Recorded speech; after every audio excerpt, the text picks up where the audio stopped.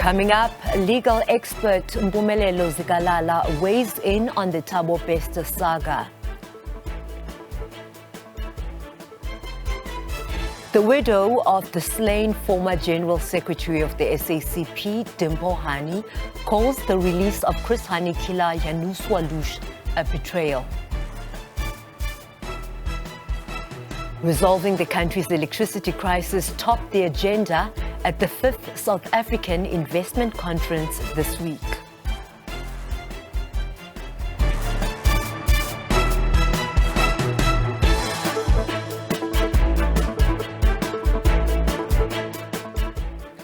A very good afternoon if you've just joined us, coming to you live from our studios in Johannesburg. Welcome to Weekend Review, the program where we review some of the big stories to come out of the week, what has been making headlines and getting South Africans talking. I'm your host, Asanda Magaga.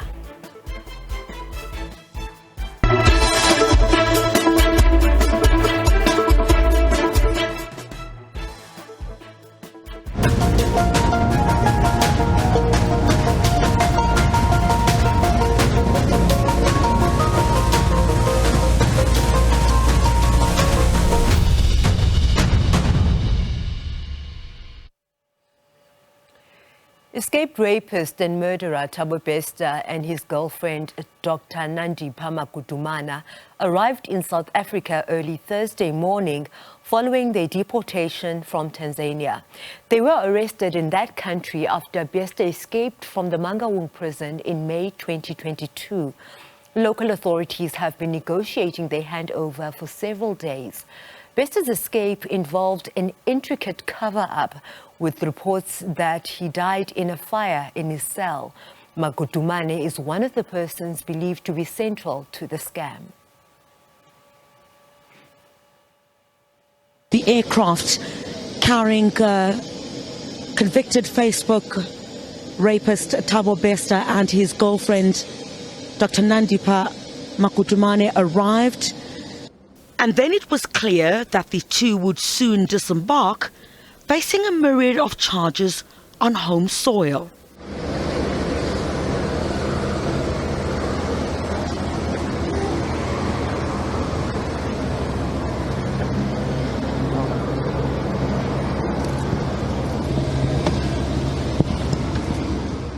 Dr. Magudumana, do you have anything to say?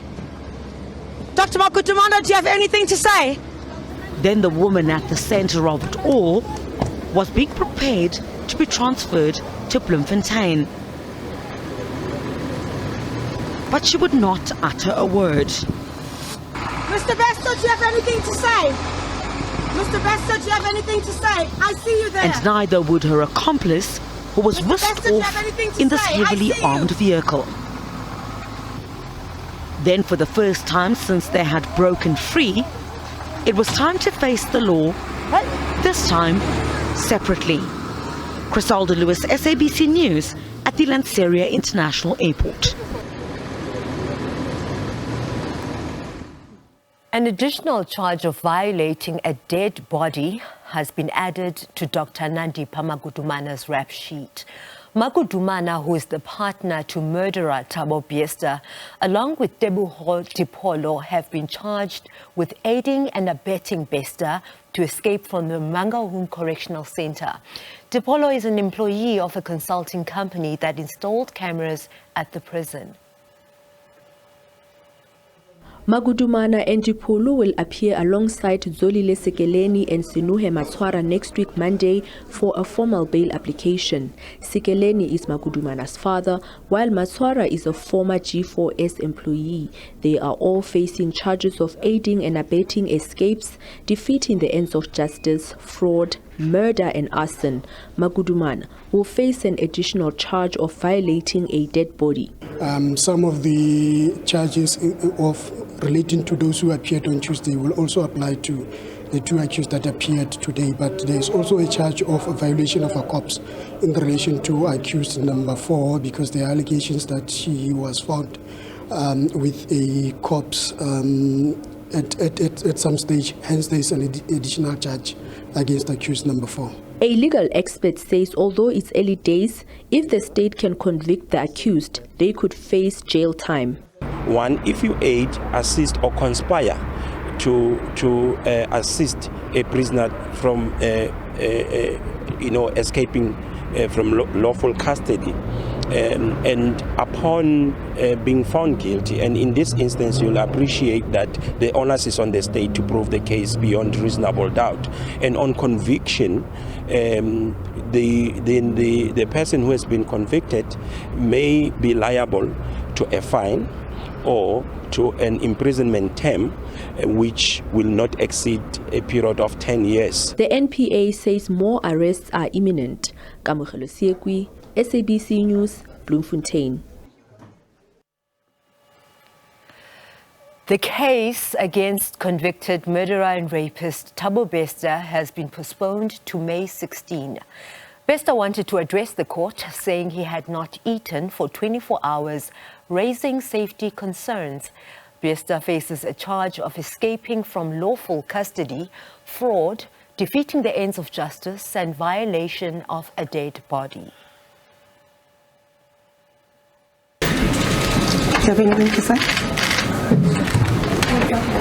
Finally inside the dock, 24 hours after being brought back to the country with his girlfriend, Dr. Nandipha Magudumana from Tanzania.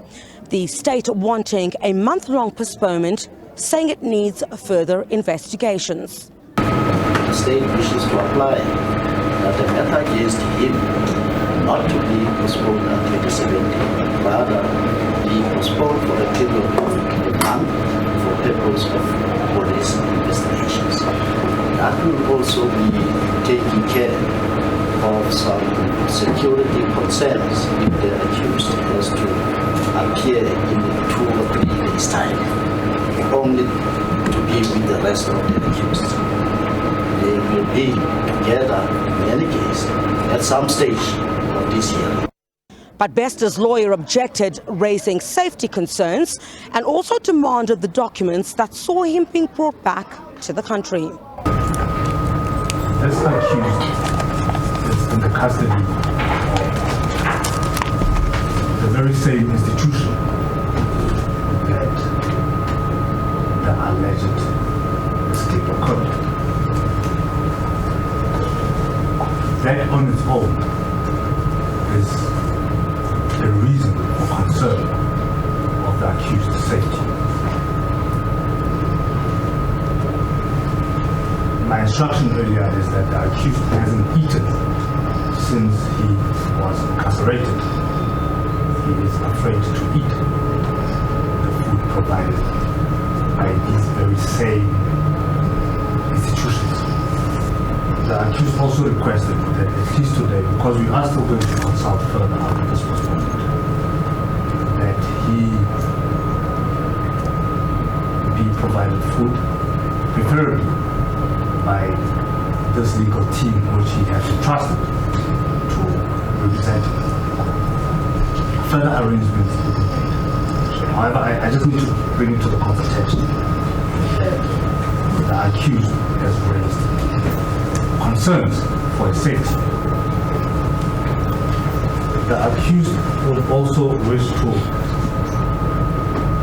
be furnished with the extradition documents of how he was brought to South Africa. According to the accused person, he does not have an ID number.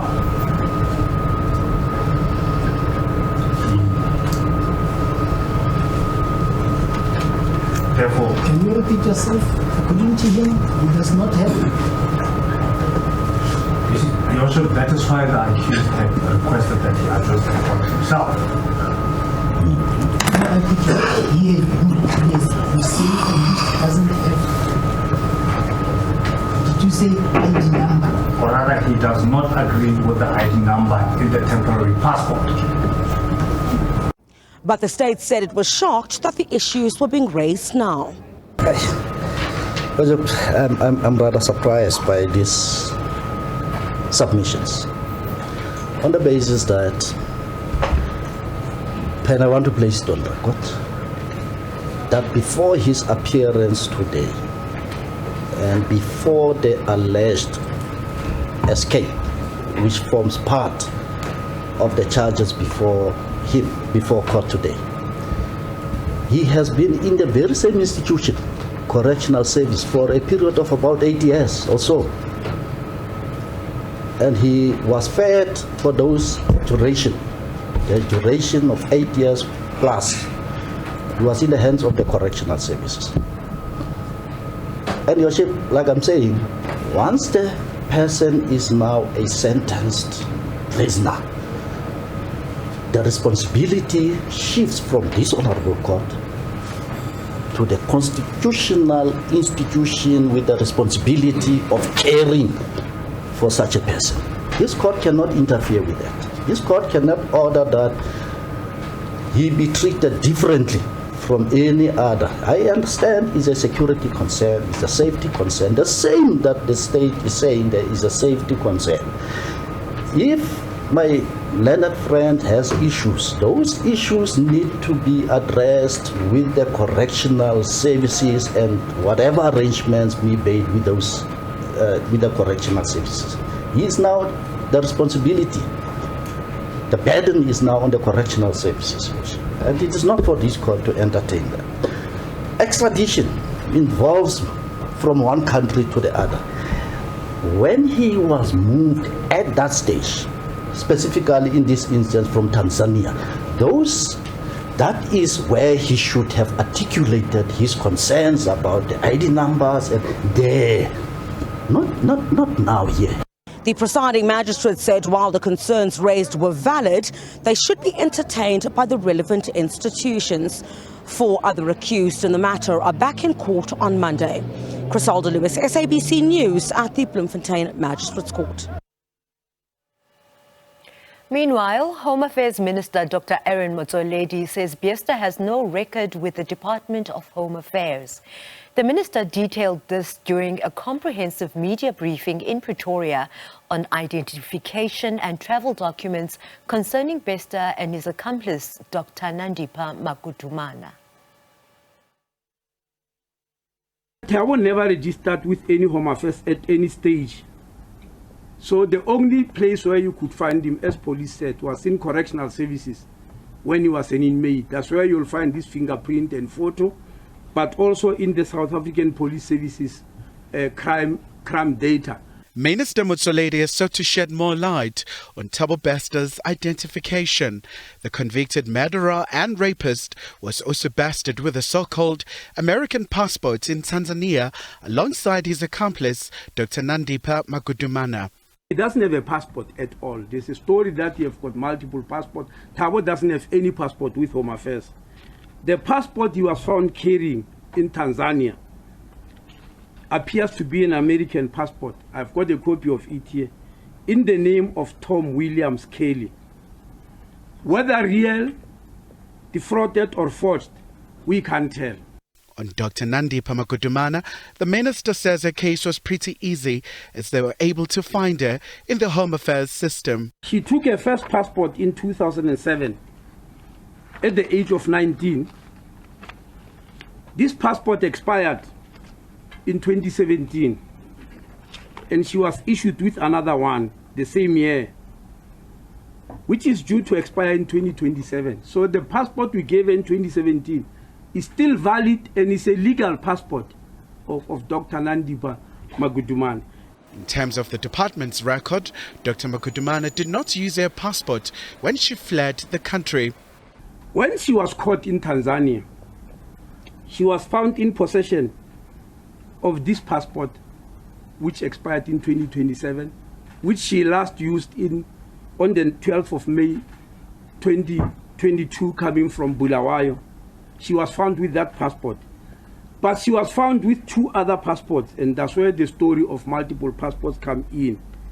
But those 2 passports don't belong to her. They belong to a Dr. Mereka Patience Martha Ntani. As to how Bester and Magudumana escaped the country, this is what the minister had to say. Every single question you ask us is a matter of investigation by police. It's out of our hands. Once you escape illegally, it's no longer Home Affairs that must do investigation. We don't have that legal authority. Kylie Khumalo, SABC News, Pretoria. Still on that story, Parliament's Justice and Correctional Services Portfolio Committee has held marathon meetings over 2 days as MPs tried to get to the bottom of Bester's escape from the Mangaung Correctional Centre. MPs grilled 3 representatives of G4S, the company managing the prison, while the Ministers of Justice and Correctional Services and Police were also under the spotlight. A carefully planned escape, the storyline nothing short of a movie. But there are still many questions around the plot, the main characters as well as the supporting cast. Who was involved and how was this allowed to happen? G4S tried to outline how Bester escaped. The man, known as the Facebook rapist, also convicted of murder, was moved into a single cell 3 days before his prison break.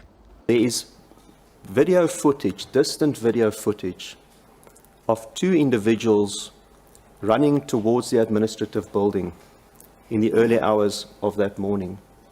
The footage is distant because the cameras that I believe were better placed to record that movement were near the administrative building and the Broadway unit, and they were not working.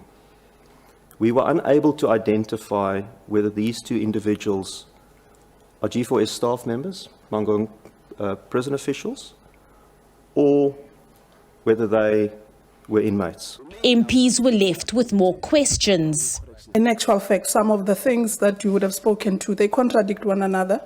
The times don't speak to each other. For me, it's pure lie. And we have a legal rep here whom there are consequences for lying to us. Yet he's able to allegedly conduct a business from prison. Is that not deeply concerning? Does the G4S, are you aware of all the allegations around him running a business, and has any investigation been done into that? Some lawmakers have told the Department of Correctional Services to cancel its contract with G4S. There's definitely something going on, and I think as a committee we do need to take strict recommendations after this. It was revealed that G4S knew as early as November last year that the body in Bester's cell was not his. While MPs heard that Justice and Correctional Services Minister Ronald Lamola and his deputy Patekile Holamisa were aware of Bester's escape as far back as October last year. This was according to the Judicial Inspectorate of Correctional Services, the body which monitors prison conditions around the country. According to the JIC's head, retired Justice Edward Cameron, in August last year, their preliminary investigation showed that the body was not Bester's. This was based on DNA evidence and a post-mortem report. I'm told that we formally informed G4S about the body, about the post-mortem report, about the DNA in early November. Lamola conceded he was informed in October. Justice Cameron informed me that it appears to him this exceeds probability or credence, but it's an investigation that is underway from themselves as JICs, but there is also investigation by both the South African Police Service and the Department of Correctional Services. This left me and induced me with shock, Chairperson. Disbelief, incredibility. At the heart of MP's anger is the fact that Bester's victims were not informed of his escape. You didn't inform the public of the escape because it was a catch-22. It may have alerted Bester that you were on the lookout for him and you didn't want to compromise the investigation. Well, yes, but don't you think that the public interest in this instant trumps the investigation of the police that was going absolutely nowhere until January? When the arrest is effected, that case stands the test of time. But already, I don't know why that question comes, because it has been considered that indeed, in relooking at things, at least the victims would have been taken on board. Responding to questions, Lamola said he would not resign over the saga, saying he had executed his duties. Lamola, however, did apologize to Bester's victims and all of South Africa, saying that the Department of Correctional Services will take full responsibility. Abra Barbia, SABC News, Parliament. An inmate who claims to know Thabo Bester from prison revealed to the SABC more about Bester's life behind bars. The anonymous inmate disputes that Bester's life was in danger. On the 3rd of May 2022, in the morning, we heard that one of the inmates burned himself at Broadway. Later that day, we heard that Thabo Bester, he burned himself. That night, there was a busy, this official, they was busy going up and down. Even some of them we can recognize them due to we look at them through the window and through the door. So they was busy going up and down. We heard the footsteps. We heard the doors, the gates busy open and closed. So what we didn't hear is the fire or the sound of the explosion. As some of the officials, they said there was an explosion. I didn't hear the explosion. In the morning, the late morning, at around past 4 to 5, then I saw the officials coming out, going out from the Broadway unit. Later on, we saw the PCS members and the 2 nurses. And later on, we saw later on it was around past 11. We saw the police, the SAPS police. And by that time, lots of officials was already coming and go to the unit. The official told us that Thabo Bester, he burned himself inside the cell, meaning he committed suicide. But what surprised us is how, because inside the cell there is no electric plug. There is only light on top there. They don't allow lighter or matches to light. They don't allow cigarette to smoke. So that was surprising us.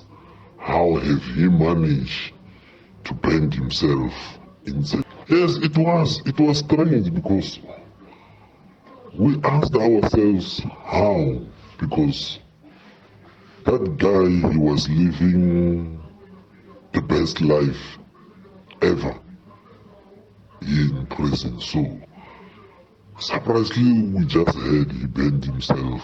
How? Because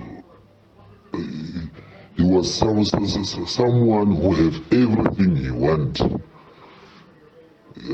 rather than other inmates. I mean, he got the best treatment. Whatever he want, he get it. For an example, here in this prison, inmate who have a cattle is only inmate who is a star cell. And when they call a star cell, you have to spend 36 months without getting a negative case note. A negative case note. If they give you a negative case note, that means you have a bad behavior. So him himself, they got him or they catch him with a cell phone several times. So that means he can't qualify to be a star sale. That guy, he don't eat the prison food. Sometimes you'll find him eating outside food, like a pork. Here in this prison, we don't eat pork. You will find him eating a pizza. Here in this prison, they don't sell pizza. So those are some of the things which I can say he was living his best life. They only allow inmate to have one pair of teki or sneaker, one pair. But I can tell you, that guy, he was always changing the pairs of sneakers all the times. And the expensive one. We don't receive food. We don't receive toiletries from visitors. Those foods and those extra things, only the officials can bring them to the inmates, like what they did to Thabo Bester. What we know, or what we heard about how he did the money, he started doing those things of forex. Is it a forex or forex trading? Where he started to scam people their money. Then he had some cash and started doing those tradings and continued to do some frauds.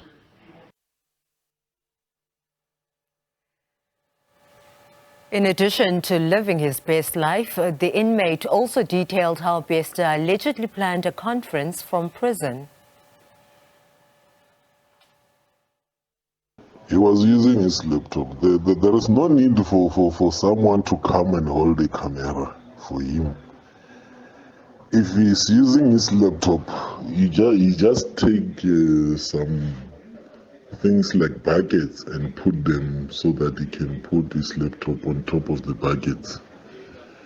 Then everything goes well. The officials or the prison warders, they bring that tie or that suit or those clothes, they bring them to him. If you can watch that video clearly, you can't see him fully. He can't show up until to the shoes because people, they can recognize the floor and see something different. So that is why you can only see him half body. We will continue to make efforts to reach out to the Correctional Services Department and relevant parties to respond to the inmates' allegation. For a discussion and more around this story, we're joined now by the legal analyst, Mpumelelo Zikalala. Good afternoon to you, Mpumelelo, and welcome to the Week in Review. This week, we saw Dr. Nandipha and Thabo Bester, who've been on the run and were arrested in Tanzania, brought back to the country. Other people that were arrested and have appeared before the courts are Dr. Nandipha's father, Zolile Sekeleni, and Senne Motswara, a former G4S staffer. And they are charged with aiding and abetting a convicted prisoner and rapist to escape from custody. The two are expected to apply for bail on their next court appearance on Monday. Should they be granted bail, and would that be a good move by the courts? No, it would depend solely on the evidence that they are providing. Now, bail proceedings are governed by the Criminal Procedure Act, I think it's Section 60, which then says we are going to release you if it's in the interest of justice that you're so released. But there are certain questions that we need to ask. Do you have any travel documents? to have any tendencies of being once let loose, traveling to go outside the country, or trying to escape, or running away from the proceedings taking place. So that's where things like, do you have any pending charges against you? Have you been convicted before? If you're ever released on bail, how did you behave on those particular occasions? And all of other things like your family ties, whether you have full-time employment, is there any family or any places in which they can be able to get to, if they so wish, or if the courts would then say, we want you to stay in this particular property for the duration of this particular trial. Now, we must also remember that you can't take away that they're innocent until proven guilty. So their right of innocence, and the court must be cognizant of that, still applies to them, and the court would look at them as innocent individuals. It's only an instance of saying that if we release you here, can you be able to come back on the next occasion? Now, we must also take into account that I don't think they all stay in Bloemfontein. They stay in different parts of the province. So you may find extra conditions being applied, but it will solely depend as to what they have provided, because it is the onus then falls on the applicant to display that it's in the interest of justice that they be released on bail. Thabo Bester does not have an identity document, yet he managed to open bank accounts. Now, for me and you, ordinary people, that would be impossible. What do we make of this, and what are the implications about the loopholes in the banking system? I think those are glaring loopholes, not only in the banking system, but in the manner in which correctional services, the SABC, and Home Affairs are not working together or in a jointed manner to make sure that they're able to curb corruption. Now, you have all these wonderful legal instruments that we have, but they're not talking to each other. For example, if you look at the Correctional Services Act under Section 28, it speaks specifically about identification, but it says nothing about collecting one's fingerprints and forcing them to go and open up an ID or attach an ID if that person is a convicted criminal, so that you have more or less an ID number that when punched into any bank account or any bank is going to ring up and say, but wait a minute, that person is a convicted criminal, or someone who's serving the sentence currently at the moment, so what are they doing in that particular facility? It's the introduction of technology to try and curb criminality and corruption, which must then be introduced. So it's one of those things in which maybe this case has highlighted that both these two ministries must be able to look at. Secondly, then go to the Banking Association and say to them, wait a minute, what if your participants are engaging in activities which are not above board? We have FICA, for example, which then says whenever we open a bank account, you must have your ID and proof of residence. When we're talking about this account of Mr. Bester, where did he get it? If someone was assisting him to do that, maybe let's add on another layer in terms of the legislation, and then says if you open a bank account which is not going to be solely used by you, it's going to be used by a second person, you will be held liable for everything that goes there, or even just prohibit if that's what you want to do. So with all these things which are coming out with this case, I think it's going to assist in a number of legal spheres, a number of industries, in terms of saying, if we want to curb corruption and curb criminality, let's introduce technology and a few precautionary measures in the way in which we do things, so that we can be able to stop any elements of criminality from taking place. The fugitive also raised issues of safety and has, through his lawyer, said he would only accept food provided by his legal team. Would this not be a challenge for the correctional services? It is. In fact, it's not allowed by the Correctional Services Act. The only individuals who are allowed to accept food which is provided from outside are people who are still inmates, not convicted criminals. So once you've been convicted, there's an order of court that says you are guilty, you're supposed to stay in jail for a number of years.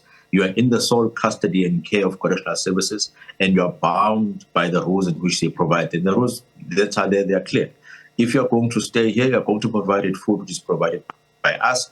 Yes, we may regard you as a person who still has certain allegations against it, because whatever that he went to court to appear on yesterday is still allegations at this particular stage. However, for him, it's quite different. He's a convicted criminal, and he's someone who should stay in jail and allow the jail rules to apply. So if he says that he does not feel safe, well, there are certain correctional services procedures that you can be able to follow, but the law is very clear in this case. No outside food is ought to be provided to sentenced prisoners, because they are provided in the sole custody of correctional services, and then it ends there. Private catering is not the only request that the prisoner had. He also wanted to represent himself, and that request was denied. In other cases, has this ever happened? It does happen sometimes where one would feel that my legal representative does not represent my interests, or is not acting in accordance with my instructions. But what ought to be done by the presiding officer is to say to them, do you want to fire a legal rep? Because as they are here, they are representing you. If that's the case, let me hear you say that, so that your legal representative can then be excused. But there are consequences in that, because you don't know the type of procedures and the things that we do in court. So if you are going to represent yourself, you can end up making more harm than would have been provided, or that you'd have been able to handle your cases. So leave the handling of the legal cases to legal experts, and then allow yourself to follow the process. And whatever that you want to state to the court, state it within that particular legal rep. Because also the important part is that they would know when and how and to whom should you raise your concern, as they were raised yesterday, and in the appropriate manner when to raise them, so that they're able to be dealt with effectively. So whatever that was raising yesterday, it may be valid in certain quarters and at a certain time, but it was not relevant for the type of proceedings that were being held yesterday. It sure is a story that has gotten ordinary citizens of the country talking endlessly. Mpumelelo, why do you think that is the case? It goes to the sense of saying, you see, when you are sitting in court and someone is being handed a sentence, as a victim, you are then given the reassurance that they're going to go in jail, they're going to serve their time, and there's a safety net that has been created around. Now, if you then hear that someone has escaped, not only escaping maybe 2 or 3 weeks ago, but a year ago, you then ask yourself, how many times have I interacted with this individual? Let's remember, they didn't go to jail voluntarily, as Minister Cele would say. So they didn't knock in jail and say, I'm here, I've done something wrong, can you please arrest me? It was investigative process that took place, court proceedings that took place, the court applied its mind and given the appropriate sentence. Now, if you are going to find someone who's going to escape so easily, then it says to us, are we really safe within our correctional services? Are we really safe in South Africa, taking into account what has taken place? But then you take a closer look and say, if this is a privately managed prison, so there's a private-public partnership that is taking place, that particular service provider, what sort of monitoring initiatives are taking place? Do we have individuals that can be able to provide that service? Should they be fired? Should their contract be terminated because they failed to keep in safe custody the number one criminals that we do not want to interact with members of the public?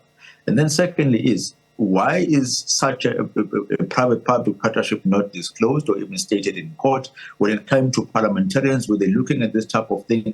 For example, last year, did they ever monitored, they even asked about it? Or is it only the first time in which they're hearing that there's this type of arrangement that is taking place? So from a place of saying that let us be safe as members of the public and as South Africans, let us have a clear and transparent manner in which our jails are being kept.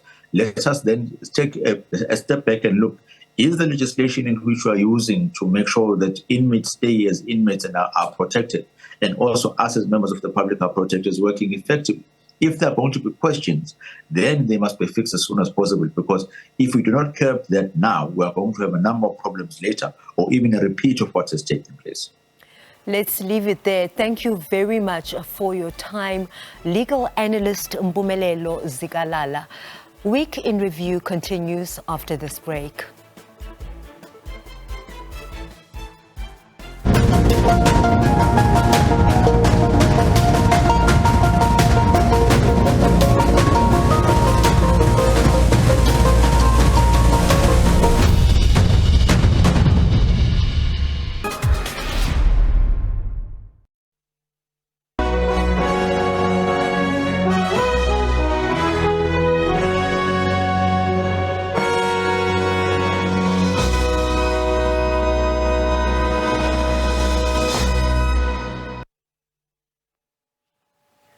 Welcome back.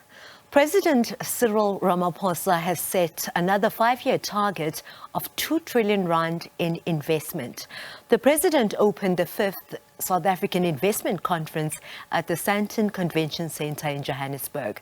The 2018 conference target of 1.2 trillion rand has been met and surpassed by over 300 billion rand.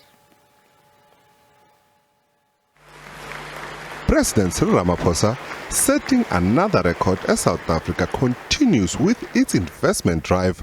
We're now setting a new target to mobilize approximately 2 trillion rand in new investments over another 5 years period between now and 2028. The president says he remains optimistic that despite the challenges faced by South Africa, the country will recover economically. Our recovery is a mission that will take time to accomplish. We are on the recovery path and we refuse to be daunted by the challenges that we face. We are confident that we will recover. We remain convinced that South Africa is an investment destination with significant untapped potential. Speaking at the 5th South African Investment Conference, the president announced that from 2018 to date, the country has been on the right path when it comes to investment. Thus far, South Africa has managed to attract over 1.14 trillion rand.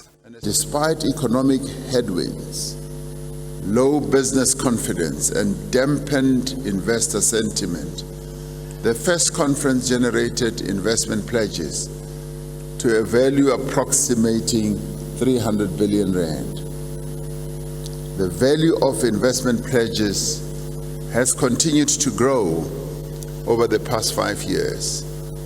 Since 2018, we have had to contend with a devastating global pandemic, damaging social unrest, several natural disasters, and a cost of living crisis, which has been worsened by the ongoing conflict in Ukraine. In addition, we are now confronted with the consequences of years of underinvestment.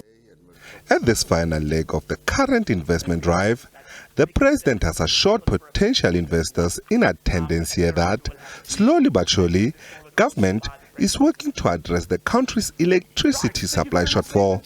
South Africa has been struggling with rolling blackouts and is now shuttling between stage 5 and 6 load shedding. This leading and forcing some companies to close down, with millions of South Africans losing their jobs.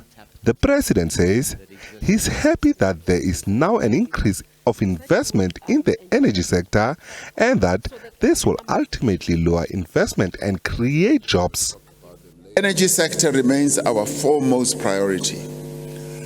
The lack of reliable energy supply weakens business and consumer confidence, but it also taints international perceptions about our country and affects investment sentiments and decisions. With a view to addressing the energy challenges that our country faces, we announced an energy action plan in July of last year. SABC News, Johannesburg.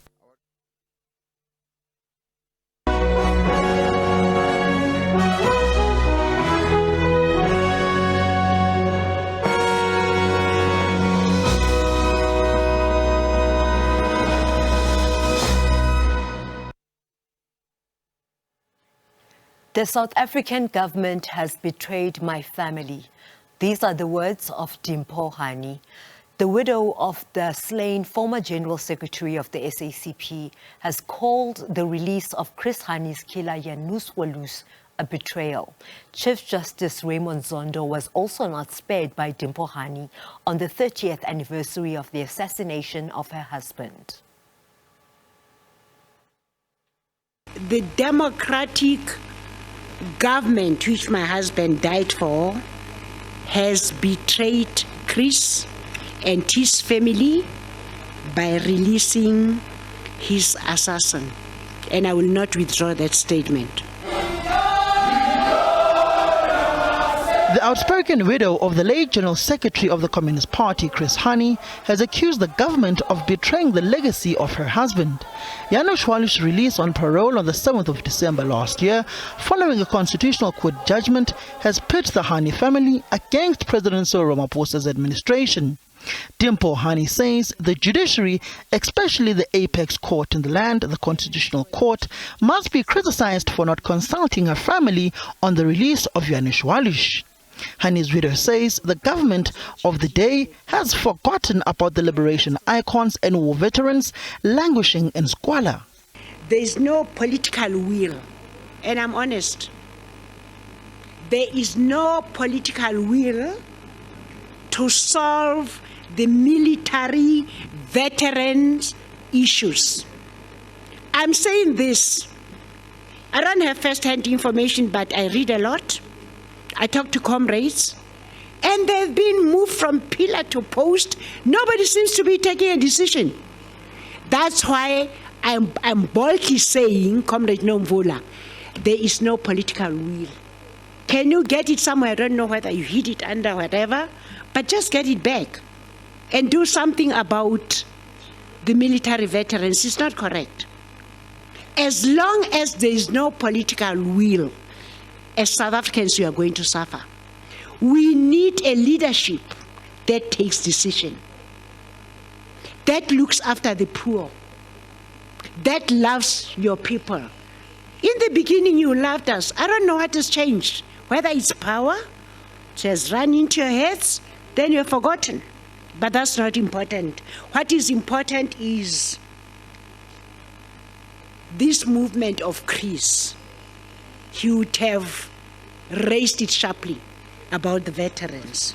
COSATU President Zingiswa Lusi says the poor state of service delivery is a betrayal of the liberation icon.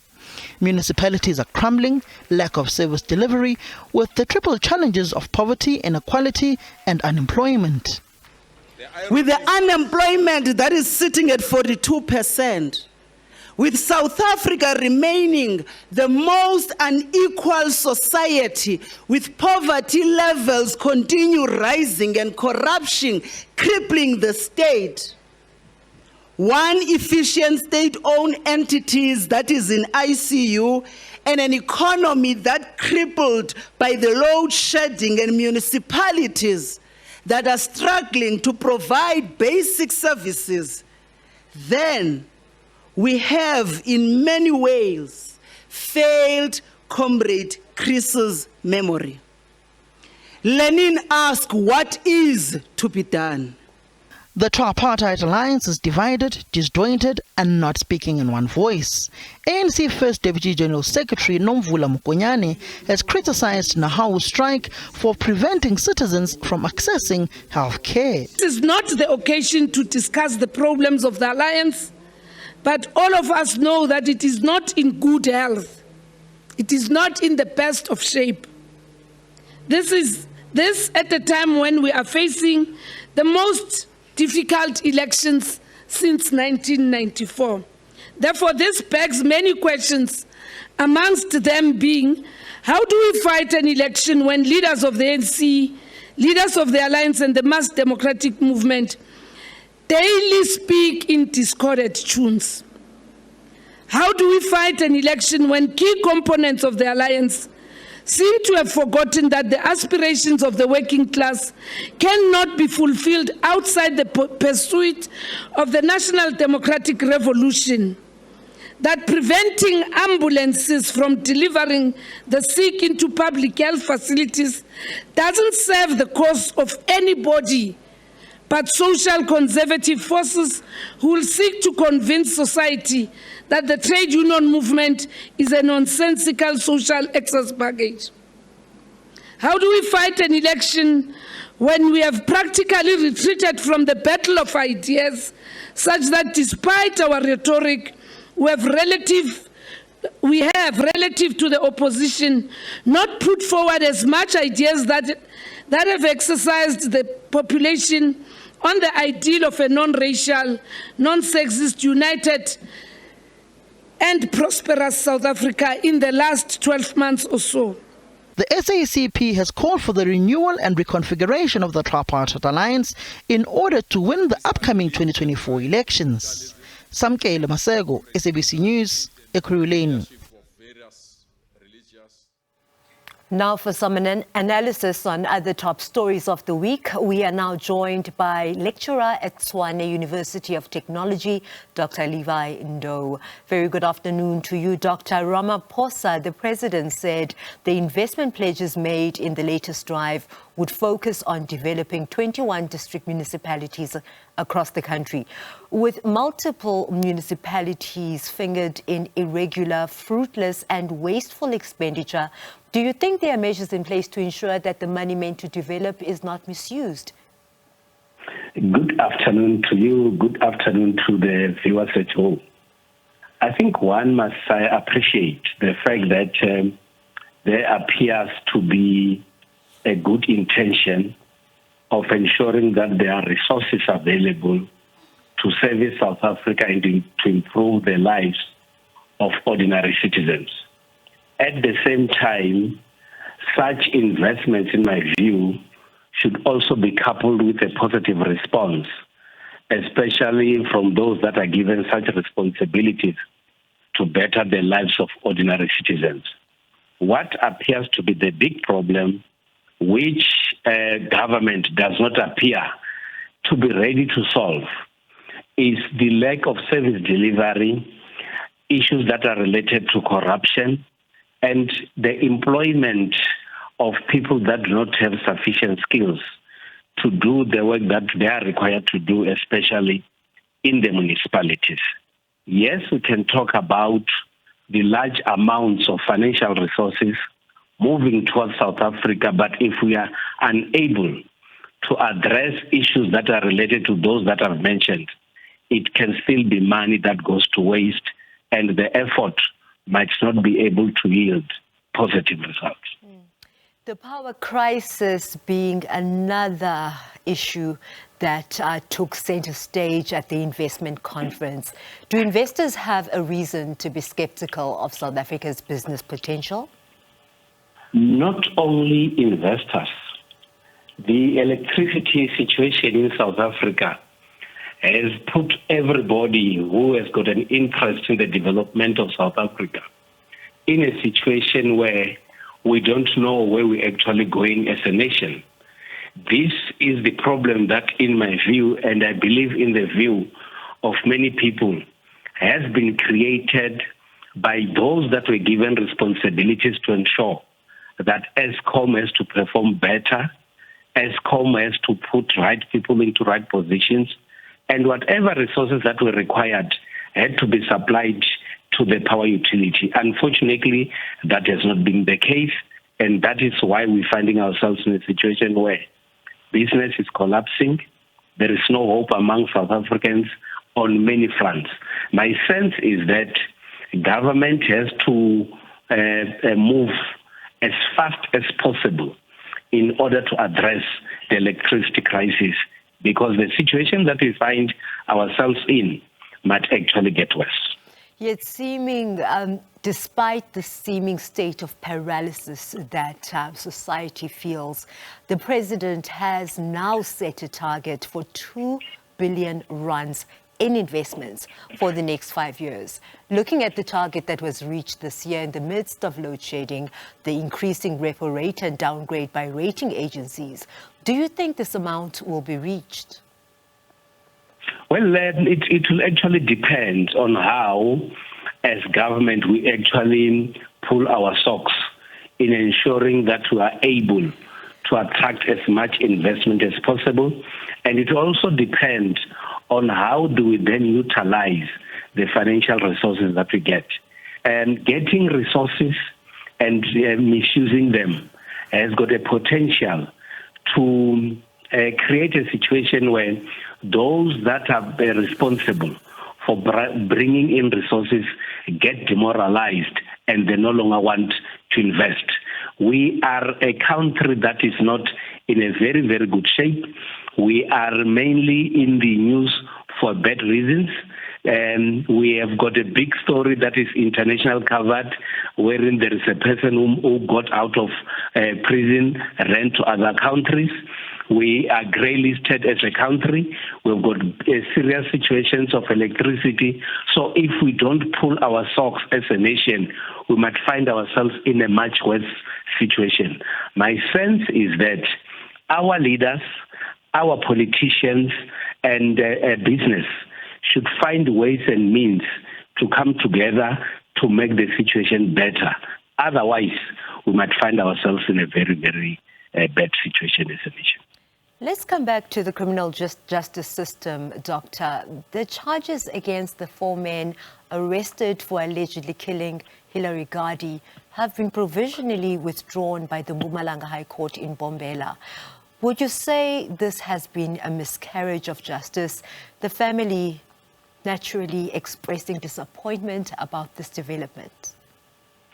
Well, what is quite worrying in South Africa is that on a regular basis, cases that are related to gender-based violence are actually going high. All political parties and civil society groups are quite worried about this kind of a situation. And everybody else would expect a situation where in this kind of cases, there are no more delays and justice should be seen to be served. The unfortunate part, in my view, and I know it will have required Mr. Mkhabela to deal with it, is that it appears as if there is a growing trend among the South African population that our justice system does not appear to be serving the citizens properly. If cases are not postponed, it's either they are constantly delayed or people are actually released because they'll talk of no evidence. And that also talks on the justice system will undoubtedly continue this week. And Dr. Levi Ndoh has concluded what has been happening in the Week in Review this week. And that is where we leave it for today. Have a fantastic day further.